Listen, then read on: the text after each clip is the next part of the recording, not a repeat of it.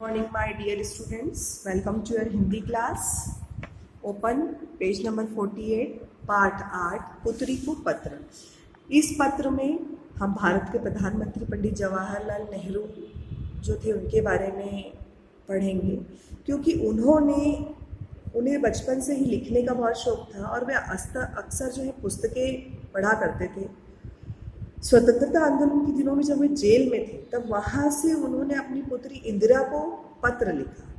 ये जो पत्र उनके लिखे हुए रहते थे प्रायः भारत और विश्व की महत्वपूर्ण जानकारियों भरे रहते थे। तो एक पत्र जो है बच्चों इस पाठ में हम पढ़ेंगे जो पंडित जवाहरलाल जी नेहरू ने अपनी पुत्री इंदिरा गांधी को लिखा है। नैनी जेल प्रिय इंदिरा, जब तुम मेरे साथ रहती हो अक्सर बहुत सी बातें पूछा करती हो, लेकिन अब तो मैं दूर हूँ, इसलिए मैंने निश्चय करा है कि तुम्हें कभी कभी अलग अलग देशों और दुनिया के छोटे छोटे देशों की गाथाएं लिखा करके उसकी जानकारी दूंगा। यहाँ पर नैनी जेल में जो है पंडित जवाहरलाल जी नेहरू जब स्वतंत्रता आंदोलनों के दौरान बंद थे, वहाँ से उन्होंने अपनी पुत्री को पत्र लिखा है। उन्होंने ये बताया है इस पत्र में कि जो शहरों और गांवों में अलग अलग पहले लोग रहा करते थे, उनके कुछ न कुछ बनाए हुए बड़े मकान इमारत से उनकी संस्कृति के बारे में, उनकी सभ्यता के बारे में ज्ञात होता है। कुछ पुरानी किताबें हैं जिसको पढ़कर हम उनके बारे में जान सकते हैं। तो आज मैं तुम्हें मिस्र देश के बारे में बताता हूँ। इस पत्र में वो अपनी पुत्री को मिस्र देश के बारे में बता रहे हैं। मिस्र में अब भी बहुत बड़ी बड़ी मीनारें बनाई जाती हैं जिसे स्फिंक्स कहा जाता है। स्फिंक्स औरत के सिर वाली शेर की मूर्ति को कहते हैं।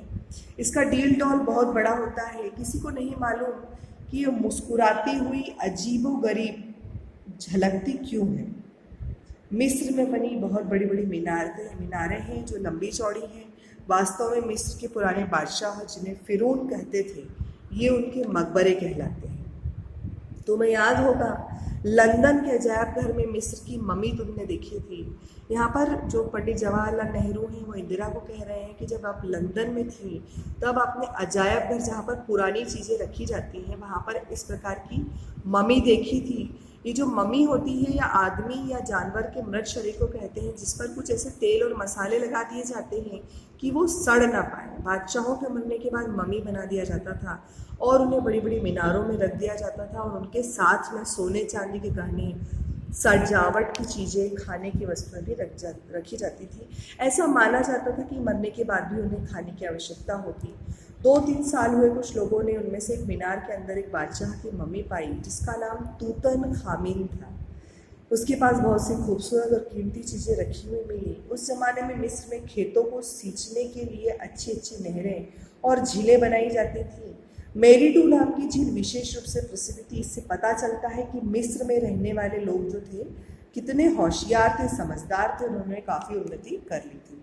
नहरों और झीलों, बड़ी बड़ी मीनारों को अच्छे अच्छे इंजीनियरों ने ही बनाया होगा। मिस्र में क्रीट नाम का एक छोटा सा टापू है जो भूमध्य सागर में स्थित है। तुमने क्रीट के राजा मिदास के बारे में पढ़ा होगा। वह जिस चीज़ को छू लेता था वह सोने की हो जाती थी। वह खाना नहीं खा सकता था क्योंकि खाना सोने का हो जाता था और सोना तो खाने की चीज़ है नहीं। उसके लालच की उसे यह सजा मिली थी। है तो यह एक मज़ेदार कहानी, लेकिन इससे हमें यह पता चलता है कि सोना इतनी अच्छी और लाभदायक वस्तु नहीं जितनी हम सब सोचते हैं। तुम्हारा पिता जवाहरलाल नेहरू। तो यहाँ पर बच्चों इस पिता ने एक पुत्री को पत्र लिखा है, उसमें मिस्र देश के बारे में जानकारी दी है। पिता थे पंडित जवाहरलाल नेहरू और उनकी पुत्री थी श्रीमती इंदिरा गांधी। इसमें उन्होंने मिस्र के बारे में जानकारी दी है। इसका जो बुक वर्क है बेटा आपको अवेलेबल हो जाएगा ग्रुप में। Thank you.